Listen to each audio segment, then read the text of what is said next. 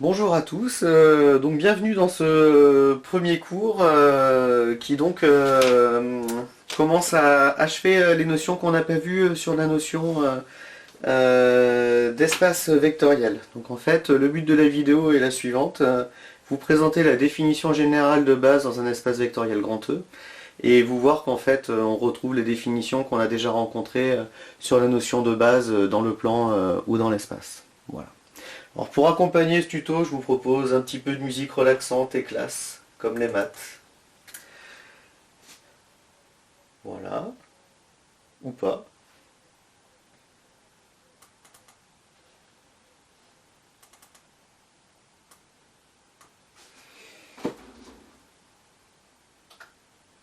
Bah ça arrive, hein. Alors, donc on commence par la définition, je vais prendre un autre crayon, je vais plutôt prendre celui-là. On va commencer par la définition d'espace vectoriel, de base, pardon. Alors on va dire donc pour nous qu'une famille de vecteurs de E,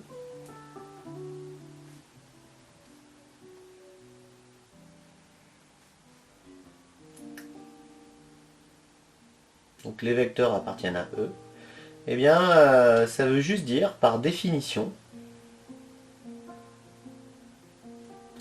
ça veut dire que B est libre et génératrice. D'accord? Voilà. Alors bien sûr, pour illustrer cette définition, on va faire un petit exemple. D'accord?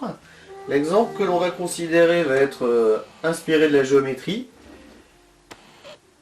Je vais prendre dans R2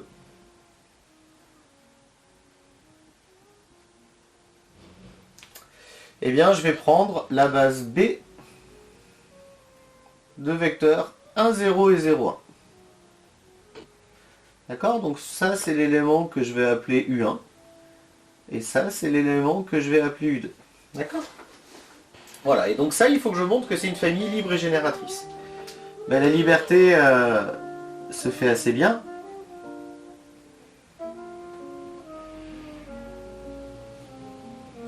Effectivement, si vous faites AU1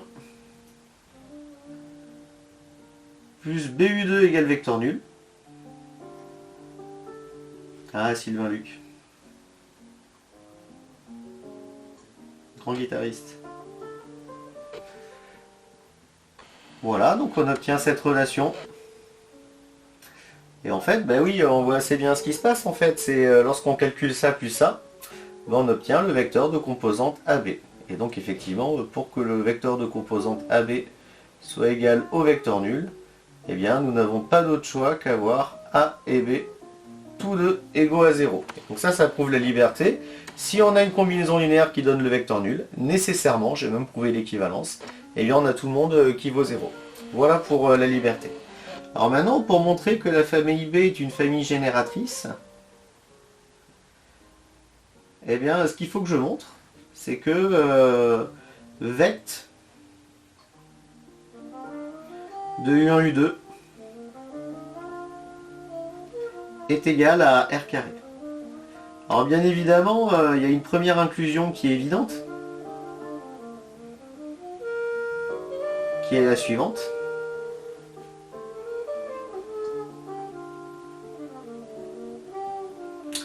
Voilà, et donc il y a l'autre inclusion, qui est R carré inclus dans vect de U1, U2. Alors celle-là, elle est un peu moins évidente, d'accord? Mais grosso modo, comment ça se démontre? Je prends un vecteur de premier espace, donc qui appartient à R carré, d'accord? Et ce que je vais essayer de prouver, c'est qu'il est combinaison linéaire de U1, U2, d'accord? Donc on écrit le vecteur de R2 avec des éléments x et y, et donc vous avez x qui appartient à R et y appartient à R. Mais effectivement, vous pouvez voir que ce vecteur de composante xy, eh bien oui, en fait, c'est bien x fois le premier vecteur de la base canonique, plus y fois u2. Et donc par définition, ça c'est un élément du vect, parce que c'est une combinaison linéaire de u1 et u2. Donc j'ai bien prouvé ma deuxième inclusion. Je suis parti d'un élément, eh bien j'ai obtenu ça. Donc c'est OK. D'accord? Voilà pour l'exemple. Et donc bien sûr, nous on n'a pas vu en géométrie les bases sous l'aspect famille libre et génératrice. On a vu les bases sous l'aspect plutôt vecteur dans lequel on décompose n'importe quel vecteur. D'accord? Donc grosso modo, c'est effectivement un truc qui va se généraliser, c'est-à-dire que la propriété, c'est que vous avez une base de grand E, c'est-à-dire libre et génératrice, si et seulement si. D'accord? Et donc ça, c'est ma proposition. Eh bien, tout vecteur de E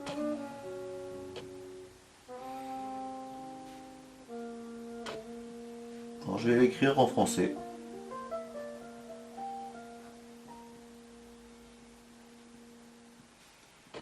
Eh bien, peut s'écrire de manière unique.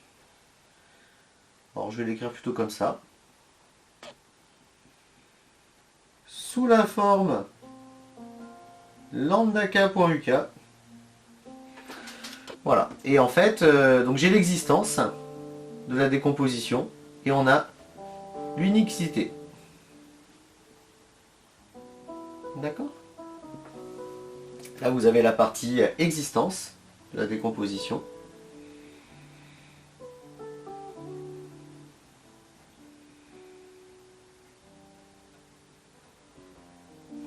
Et là, vous avez la partie unicité de la décomposition.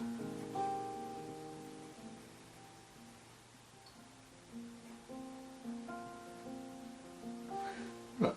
Et donc, nous, c'est ce qu'on va essayer de démontrer, c'est que libre et génératrice, eh bien, ça correspond à cette existence et à cette unicité de la décomposition. Donc on va commencer. On va faire peut-être le 2 implique 1. Alors le 2 implique 1 se fait de la façon suivante.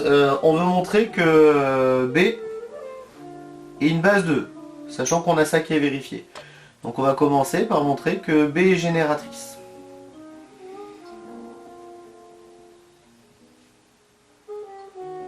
D'accord? Alors ça, bien sûr, pour montrer que B est génératrice, c'est-à-dire on veut montrer que vecte de U1, UP, c'est égal à grand E. Alors évidemment, c'est un peu comme tout à l'heure. L'inclusion vecte de U1 UP inclus dans E est évidente.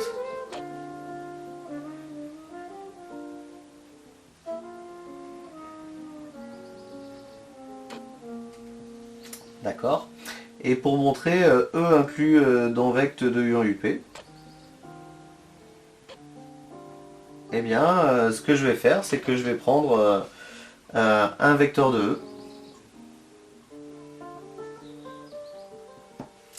Mais on a existence de la décomposition.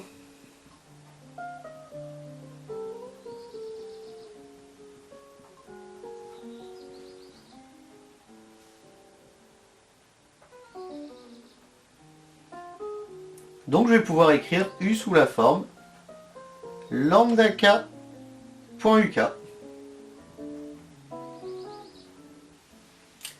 D'accord? Et donc ça, forcément, ça prouve que U appartient à l'ensemble des combinaisons linéaires de U1 UP, ce qu'on note vect. D'accord? Alors maintenant, on va démontrer la liberté de la famille B. Donc là, on a eu l'inclusion, hein, on est parti de là, on est arrivé là, donc on a bien prouvé l'inclusion, donc on a bien l'égalité.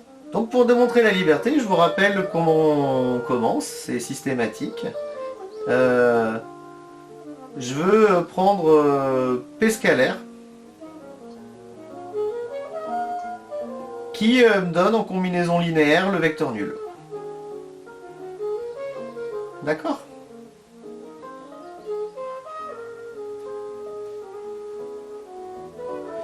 Et le but c'est de montrer que les vecteurs sont... que les coefficients, excusez-moi, les scalaires sont égaux à 0. Donc en fait, si on regarde un peu la démonstration que je viens de faire, eh bien j'ai utilisé que l'existence pour démontrer que c'était générateur. Et bien en fait, pour démontrer la liberté, je vais utiliser le deuxième aspect qui est la liberté. D'accord? En fait, pour démontrer l'unicité, pour démontrer la liberté, c'est ça. Et donc en fait, pour démontrer cette unicité, je vais remarquer que le vecteur nul, ben, il s'écrit aussi d'une autre façon. C'est avec. Oui, Timothée? Oui, c'est ça, très bien, c'est exactement ça, parfait. C'est avec tous les coefficients égaux à 0. Et donc, eh bien, je vais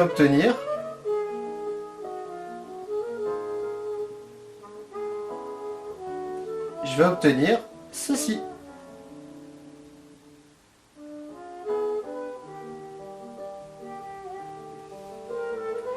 Et donc, par unicité de la décomposition,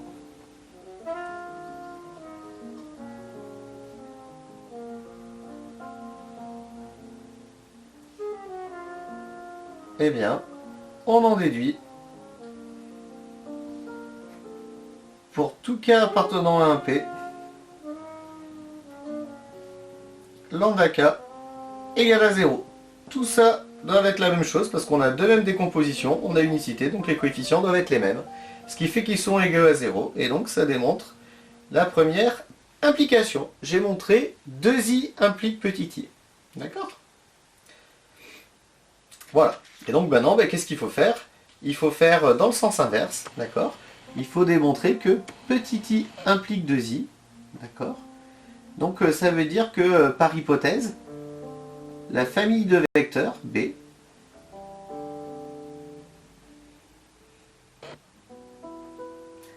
eh bien, est libre et génératrice. Et donc moi j'ai deux choses à démontrer, c'est l'existence et l'unicité de la décomposition. Alors l'existence, je vous rappelle ce que ça veut dire. Je pars d'un vecteur de E et je dois arriver à démontrer qu'il se décompose comme combinaison linéaire des U1 UP. Donc ça c'est presque direct. C'est que U1, je peux l'écrire comme l'ensemble des combinaisons linéaires de U1 UP, car B est une famille génératrice. D'accord? Et donc une fois que j'ai ça, ben, ça veut dire que U, il appartient à l'ensemble des combinaisons linéaires de U1 UP.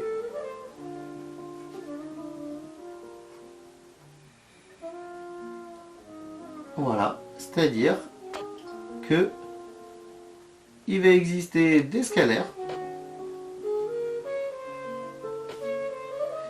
tels que U s'écrit comme ceci.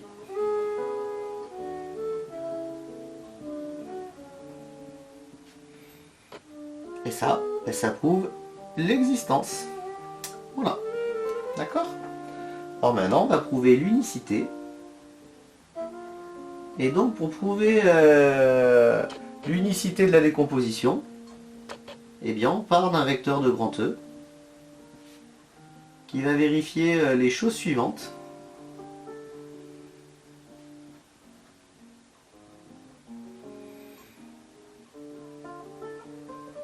C'est qu'il a deux décompositions.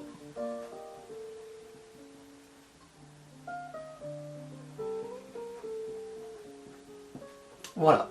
Et mon but, s'il y a unicité de la décomposition, c'est de montrer que pour tout cas appartenant à un P, lambda K est égal à mu K. D'accord? Et donc, si on regarde un peu où on en est sur cette démonstration, en fait, pour démontrer l'existence de la décomposition, on a utilisé le côté générateur. Et donc, pour démontrer l'unicité de la décomposition, en fait, ce qu'il y a derrière, c'est la liberté de la famille de vecteurs. Donc, pour utiliser la liberté de la famille de vecteurs, il faut obtenir une décomposition du vecteur nul en combinaison linéaire des UK. Et donc là, l'idée, c'est la suivante. C'est que, en fait, partant de cette relation, eh bien, ce qu'on va faire, on va tout faire passer de ce côté, ce qui va me donner le vecteur nul ici, et à gauche, ben, via une petite refactorisation, vous avez ça comme coefficient, et ça vous fait le vecteur nul.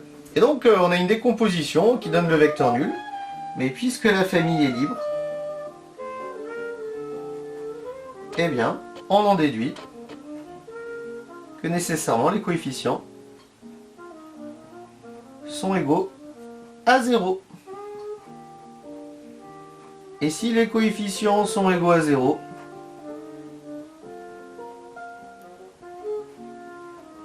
eh bien ça veut dire que lambda k égale à mu k. D'accord? Donc c'était encore une fois ce qu'on voulait démontrer. Voilà. Donc on en est là, on a généralisé la notion de base plus simplement avec la notion de famille libre et génératrice qu'on avait découvert dans le cours d'avant, d'accord? Et puis ben, on a vu que finalement ça nous raccrochait à définition vue en géométrie plane et géométrie dans l'espace. Voilà pour ce petit cours. Rendez-vous dans un prochain tuto.